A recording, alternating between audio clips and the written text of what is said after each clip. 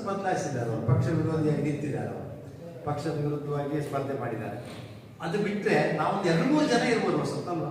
ಅದು ಬಿಟ್ಟರೆ ಮತ್ತೆ ಯಾರು ಗೊತ್ತಿದ್ದಂಗೆ ನಂಗಿಲ್ಲ. ಮಾಮಲೇಶು ಒಂದ್ಸರಿ ದಿವಾಕರ್ ಒಟ್ಟಿಗೆ ಅರಸು ಕಾಂಗ್ರೆಸ್ಸಿಗೆ ಹೋಗಿದ್ದು, ಮತ್ತು ಕೂಡಲೇ ಬಂದರು ವಾಪಸ್. ನಮ್ಮ ಪಟಮಕ್ಕಿ ರತ್ನಾಕರ್ ಇದ್ದರು, ಅವರು ಒಂದ್ಸರಿ JDS ಇದ್ದರು. ಕಿಮ್ಮನೆಯವರು JDS ಜನತಾ ಪಕ್ಷ ಇದ್ದರು, JDS ಇದ್ದರು, ಅವರು ನಂತರ ಕಾಂಗ್ರೆಸ್ ಇದ್ದರು. ಆದರೆ ಕಿಮ್ಮನೆಯವ್ರದ್ದು ಒಂದು ನಿಲುವು ಏನಿದೆ ಅಂದರೆ ನಮಗೆ ಭಾಳ ಪ್ರಿಯವಾಗ್ತಕ್ಕಂಥದ್ದು, ಅವ್ರು ಎಲ್ಲೂ BJP ಜೊತೆ ಇದು ಮಾಡ್ತಿರ್ಲಿಲ್ಲ. ಆದರೆ ಈ ಸರಿ ಅನಿವಾರ್ಯವಾಗಿ ಅಸಾಧ್ಯ ತೆಗಿಬೇಕು ಅಂತ ಒಂದು ಇದರಲ್ಲಿ BJPಯವರು ಮೊನ್ನೆ ಕ್ಯಾಂಡಿಡೇಟ್ ಹಾಕಲಿಲ್ಲ. ಅವತ್ತು ಇವರು ಅವಿಶ್ವಾಸ ನಿರ್ಣಯ ಮಂಡನೆ ಆದಾಗ ಬರಲೇ ಇಲ್ಲ.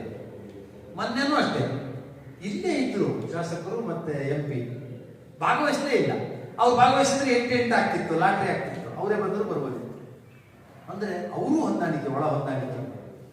ಅದು ಯಾವ ಹೊಂದಾಣಿಕೆ ಅಂದರೆ ಶಿವಣ್ಣ, ಅದು ಮಾರಿಕಾಂಬ ದೇವಸ್ಥಾನ. ಮಾರಿಕಾಂಬೆಯ ಕೃಪೆ. ಅಲ್ಲಿ BJP ಕಾಂಗ್ರೆಸ್ನವ್ರಿಗೆ ಏನು ಹೇಳಿದ್ರು, ಮಾರಿಕಾಂಬೆ ಅಂದರೆ ನೀವೆಲ್ಲ ಒಟ್ಟಾಗಿ ಹೋಗಬೇಕು ಅಂತ ಹೇಳಿದ್ರಿಂದ ಅಲ್ಲಿ ಒಟ್ಟಾಗಿ ಹೋಗಿದ್ದಾರೆ.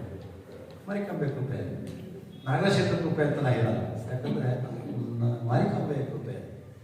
ಹಾಗಾಗಿ ಆ ರೀತಿಯ ಒಂದು ಹೊಂದಾಣಿಕೆ. ಕಿಮ್ಮನೆ ರತ್ನಾಕರ್ ಅವರು ಅದರಲ್ಲಿ ಗೊತ್ತಿದ್ದು ಭಾಗಿಯಾಗಿದ್ದಾರೋ ಗೊತ್ತಿಲ್ಲದೆ ಭಾಗಿಯಾಗಿದ್ದಾರೋ ಗೊತ್ತಿಲ್ಲ, ಆದರೆ ಆ ರೀತಿ ಆಗಬಾರ್ದು ಅನ್ನುವಂಥದ್ದು ನಮ್ಮ ಕಳಕಳಿ ಅಷ್ಟೇ.